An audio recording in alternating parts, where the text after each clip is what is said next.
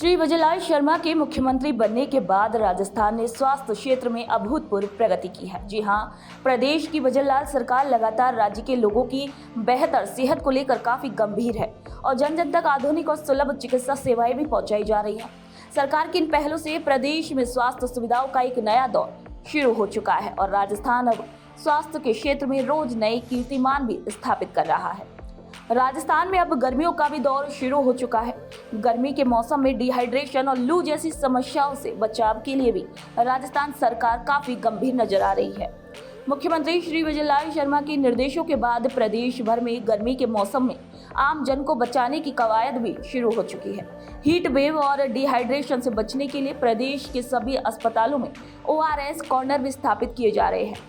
अस्पताल परिसरों में छाया, ठंडे पानी, पंखे, कूलर और एयर कंडीशनर की पर्याप्त व्यवस्था भी की जा रही है। स्वास्थ्य विभाग ने निर्देश दिए हैं कि जहां भी इन सुविधाओं की कमी हो वहां तत्काल खरीद और मेंटेनेंस की जाए। राज्य सरकार ये सुनिश्चित कर रही है कि राष्ट्रीय स्वास्थ्य मिशन NHM के तहत आवंटित बजट का 100% उपयोग किया जाए और इसी के लिए सभी जिलों के मुख्य चिकित्सा एवं स्वास्थ्य अधिकारियों को बजट की समीक्षा कर उचित दिशा में उपयोग के निर्देश भी दिए गए हैं। स्थानीय निकायों के सहयोग से फॉगिंग, एंटी लार्वा स्प्रे और अन्य रोकथाम गतिविधियां भी चलाई जाएंगी ताकि मच्छर जनित बीमारियों को भी फैलने से रोका जा सके। आपको बता दें कि मुख्यमंत्री श्री भजनलाल शर्मा का ये मानना है कि सिर्फ चिकित्सा व्यवस्था मजबूत करने से समस्या हल नहीं होगी, बल्कि लोगों को भी जागरूक करना जरूरी है और इसीलिए सरकार ने आमजन को गर्मी के मौसम में बचाव के उपायों के बारे में जागरूक करने के लिए विभिन्न माध्यमों से प्रचार प्रसार भी तेज किया है। टीवी, रेडियो, सोशल मीडिया और स्थानीय समाचार पत्रों के माध्यम से गर्मी में स्वास्थ्य से जुड़ी सावधानियों के बारे में जानकारी दी जा रही है। स्कूली बच्चों और ग्रामीण क्षेत्रों में स्वास्थ्य जागरूकता कार्यक्रम भी आयोजित किए जा रहे हैं।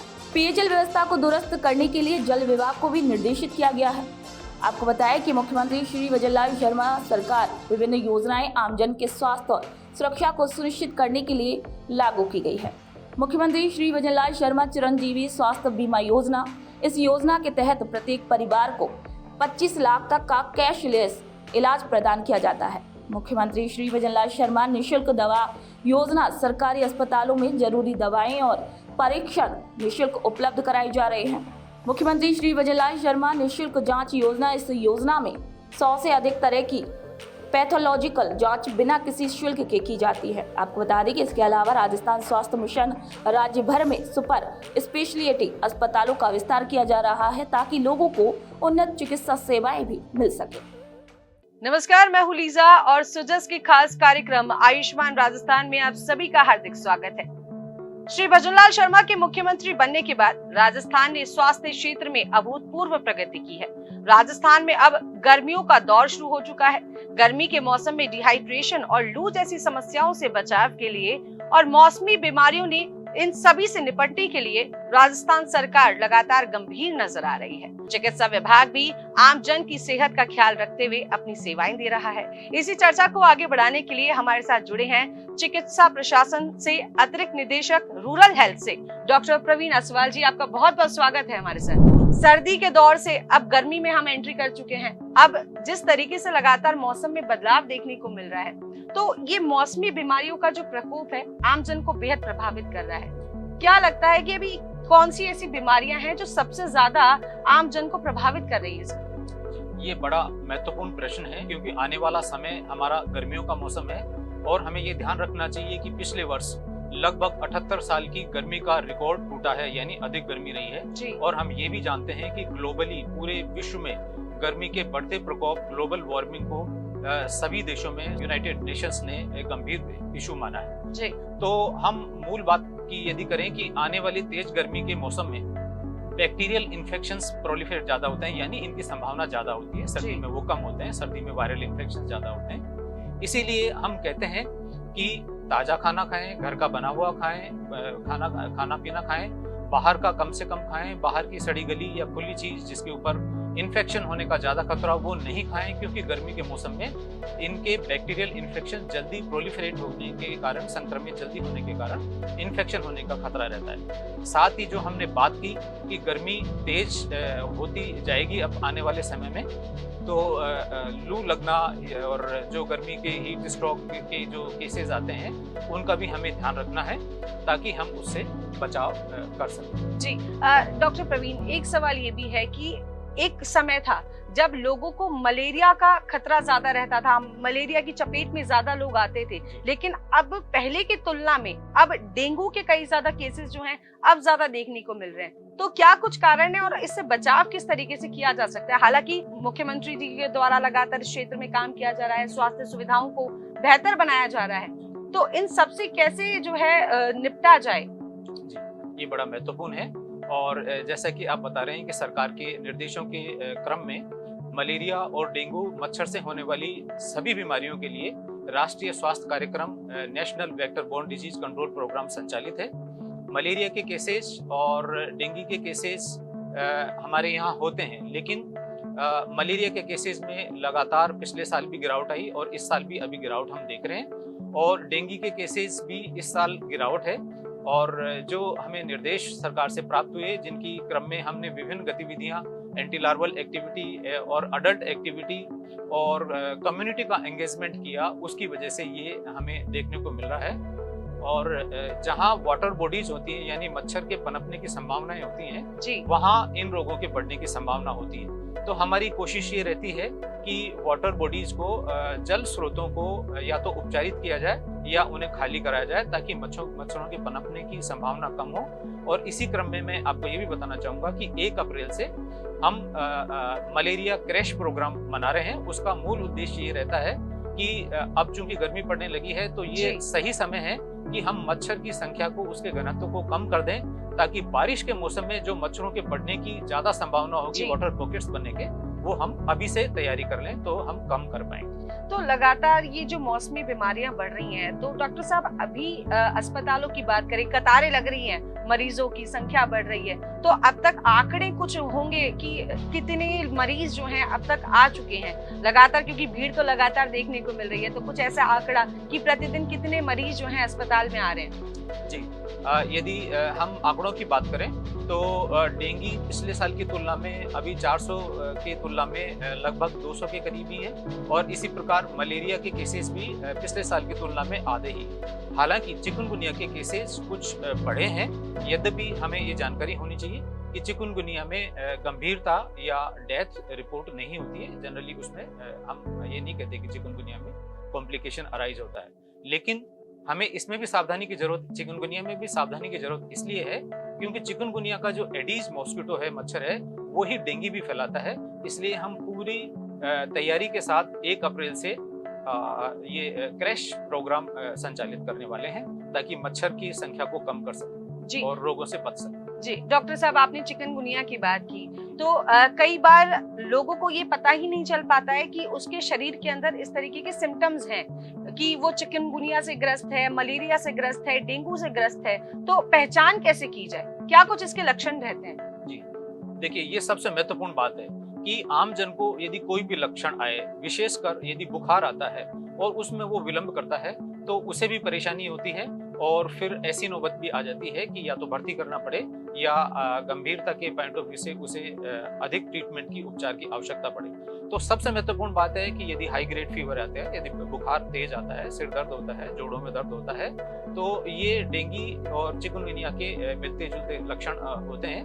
डेंगू में कुछ रैशेस, शरीर पर दाने भी बन जाते हैं, और चिकनगुनिया में खासतौर पर जोड़ों में दर्द होने लगता है, शरीर एक तरीके से मुड़ने लगता है, इसीलिए इसे चिकनगुनिया भी कहते हैं। तो यदि ऐसे लक्षण हो तो तुरंत चिकित्सक से संपर्क करना चाहिए।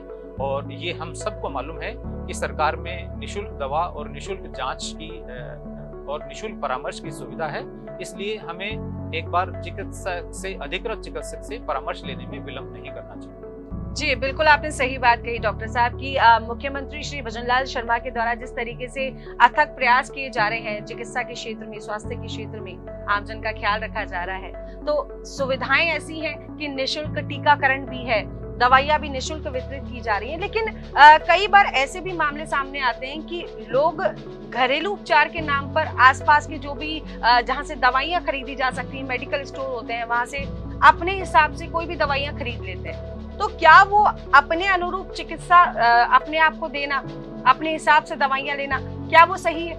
नहीं, देखिए ये गलत है, क्योंकि ये हमें ध्यान रखना चाहिए कि जैसे मैं बात करूं यदि डेंगू की, तो डेंगू में बुखार आए तो केवल पैरासीटामोल की ही लेना चाहिए दवा, जो कि आम लोग ले लेते हैं। लेकिन यदि उसके साथ आइबुप्रोफेन लेते हैं तो ये थोड़ा सा कॉम्प्लिकेशन कर सकता है। ब्लीडिंग टेंडेंसी यदि किसी हो रही है तो उसको बढ़ा सकता है।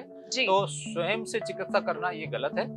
ये आम जन को समझना चाहिए कि बुखार या सिर दर्द या आंखों के पीछे दर्द, जोड़ों में दर्द, शरीर पे दाने या ब्लीडिंग जैसी लक्षण हो तो तुरंत चिकित्सक से संपर्क करें, स्वयं दवा नहीं लें। क्योंकि कुछ दवा कॉन्ट्राइंडिकेटेड होती है, वो नहीं लेने की भी बात होती है, और एंटीबायोटिक या अननेसेसरी दवा लेने से भी हमारे शरीर में नुकसान होता है, तो हमें स्वयं चिकित्सा नहीं करनी चाहिए। चलिए, ये तो आपने बता दी जो दवाइयाँ बाहर से खरीदी जा सकती हैं और आपने उनका नाम भी बताए, लेकिन घरेलू उपचार के तौर पर क्या कुछ इस्तेमाल हम कर सकते हैं जो हमारे घर में मौजूद हो, जिसका इस्तेमाल करके हम अपना बचाव कर सकते हैं? ये भी बड़ा महत्वपूर्ण प्रश्न है।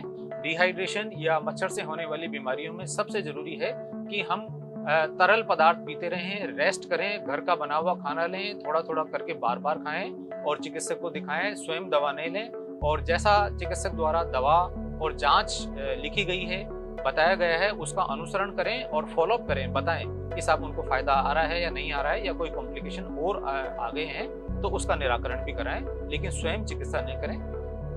इन सब चीजों का ध्यान रखना बहुत जरूरी है। जी डॉक्टर साहब, एक अगला सवाल ये है कि लगातार जिस तरीके से भजनलाल सरकार काम कर रही है, अस्पतालों में बेड्स की संख्या बढ़ा दी गई है, मरीजों के लिए खास ख्याल रखा जा रहा है, तो अभी और क्या कुछ जो है काम हुए हैं जिसको आपको लगता है हमारे दर्शकों को जानना बेहद जरूरी है?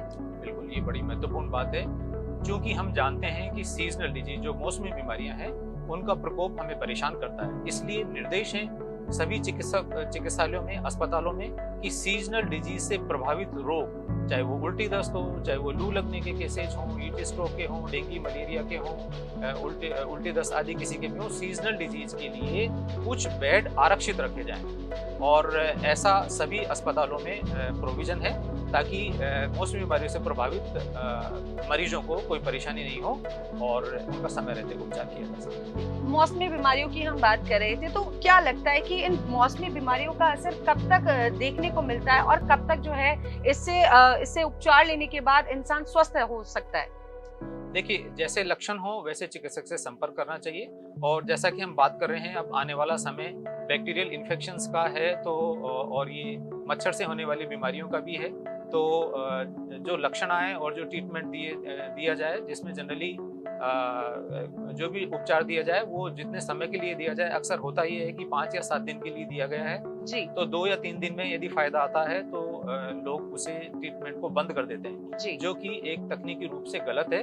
उससे हमारी इम्यूनिटी पर जो बीमारी हुई है वो और शक्तिशाली होती है। इसलिए हमें स्वयं से दवा नहीं लेनी चाहिए और जो ट्रीटमेंट बताया गया है जिस अवधि के लिए, उस अवधि तक लेना चाहिए। 5-7 दिन जो भी बताए गए हैं चिकित्सक द्वारा बीमारी की गंभीरता को ध्यान में रखते हुए उसको कोर्स पूरा करना चाहिए। और यदि बीच में कोई कॉम्प्लिकेशन है, नया सिम्टम आया है, तो वो भी निश्चित रूप से चिकित्सक को बताना चाहिए। जी, ये तो बात हो गई चिकनगुनिया की, मौसमी बीमारियों की, डेंगू मलेरिया की बात हो गई। लेकिन डॉक्टर साहब, एक दौर ऐसा रहा जब कोविड ने पूरी दुनिया को हिला के रख दिया। मास्क लोगों ने इस्तेमाल करे, सैनिटाइजर का लोगों ने यूज किया। अब विदेशी बीमारियां कई ऐसी आ गई हैं जिसके लेकर जो है लोगों के मन में खतरा बन गया है। उससे कैसे बचा जाए और उसे पहचाना कैसे जाए? देखिए, कोई भी बीमारी है उसके कुछ लक्षण होते हैं। यदि वो असामान्य लक्षण है, अनयूजुअल लक्षण है, तो तुरंत संपर्क करना चाहिए। इसके अलावा प्रावधान ये भी है कि सर्वेलेंस के द्वारा, हम घर घर सर्वे के द्वारा जन सामान्य को जानकारी देते हैं बीमारियों के लक्षण के बारे में। और यदि कोई लक्षण मिलते हैं जिनकी पब्लिक में कोई जानकारी नहीं है तो उनको हम रैपिड रेस्पॉन्स टीम के माध्यम से चेक करवाते हैं या हायर सेंटर पर भेजते हैं ताकि कोई अनयूजुअल बीमारी हमारे समाज में स्प्रेड नहीं हो और समय रहते उसका डायग्नोसिस हो।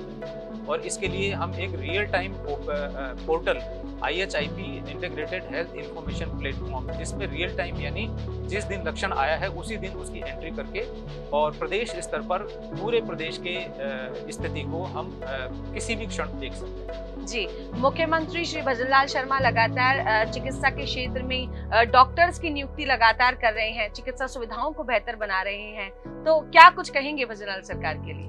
बिल्कुल, वर्तमान में सरकार द्वारा ये प्रोविजन किए गए हैं कि कहीं कोई वैकेंट पोस्ट वगैरह हो तो उसको पैरेलल कहीं इंतजाम किए जाएं और रोगी जो हैं वो प्रभावित नहीं हो चिकित्सा सुविधा प्राप्त करने से या दवाइयों से या जांच करने से। और ऐसे लगातार प्रयत्न प्रमुख शासन सचिव महोदया के स्तर पर VC के माध्यम से पिछले दिनों किए गए हैं, जिसमें ये निर्देश दिए गए हैं उनके द्वारा कि सभी अस्पतालों में माकूल व्यवस्था हो और किसी प्रकार की कोई दिक्कत रोगी को नहीं आए और यदि उन्हें जिलों में कोई समस्या है तो वे तुरंत निदेशालय स्तर पर संपर्क करें। जी, अंत में क्या कुछ हमारे दर्शकों को आप सलाह देना चाहेंगे, सुझाव देना चाहेंगे? मौसम बदल रहा है तेजी से, बीमारियां भी लगातार बदलती रहती हैं, तो क्या कुछ सलाह, क्या कुछ सुझाव देंगे? मैं ये सलाह सुझाव देना चाहता हूँ कि बीमारियों के लिए अस्पताल चिकित्सक को दिखाने के लिए विलंब न करें, लक्षण आने पर तुरंत संपर्क करें और यदि आपको कोई समस्या है तो हर जिले में CMHO ऑफिस में एक कंट्रोल रूम है, वहां आप संपर्क कर सकते हैं। इसी प्रकार राज्य स्तर पर निदेशालय पर भी एक कंट्रोल रूम है जिसका नंबर 22256141 यानी 222561 कंट्रोल रूम राज्य स्तर का है। लेकिन इससे पहले जिले स्तर पर भी जो CMHO कंट्रोल रूम है वहाँ किसी को कोई समस्या हो तो संपर्क किया जा सकता है। चलिए, बहुत बहुत शुक्रिया। डॉक्टर प्रवीण आसवान हमारे साथ जुड़े थे, मौसमी बीमारियों को लेकर हम चर्चा कर रहे थे, तो फिलहाल आपने अपना कीमती वक्त दिया, उसके लिए आपका बहुत बहुत शुक्रिया। तो लगातार जिस तरीके से मुख्यमंत्री श्री भजनलाल शर्मा के आदेश हैं कि आम जन के सेहत के साथ कोई खिलवाड़ नहीं किया जाए, कोई कोताही नहीं बरती जाए और लगातार ये निर्देश दिए जा रहे हैं कि स्वास्थ्य सुविधाओं को और ज्यादा बेहतर बनाया जाए, आमजन को राहत पहुंचाने का काम किया जाए, उसी दिशा में भजनलाल सरकार निरंतर काम कर रही है और आमजन की स्वास्थ्य का ख्याल रखने के लिए लगातार प्रतिबद्ध भी है। आज उसी को लेकर हमने चर्चा की। हमारे साथ डॉक्टर प्रवीण आसवान जुड़े थे, जिन्होंने बहुत सारी जानकारियां साझा की कि कैसे इन मौसमी बीमारियों को समझा जा सकता है, क्या कुछ इसके लक्षण हैं, क्या कुछ हम इससे जुड़े जो हैं, क्या कुछ हम उपचार कर सकते हैं, घरेलू उपचार क्या लिए जा सकते हैं और किस तरीके से डॉक्टर से संपर्क करें और किस तरीके से चिकित्सा सुविधाएं जो मुख्यमंत्री श्री भजनलाल शर्मा के द्वारा आम जन के लिए मुहैया कराई जा रही हैं, उनका कैसे लाभ लिया जा सके, तमाम जानकारी आपने हमें दी। तो फिलहाल फिर होगी मुलाकात सूजस के खास कार्यक्रम आयुष्मान राजस्थान में। तब तक के लिए मुझे दीजिए इजाजत। नमस्कार।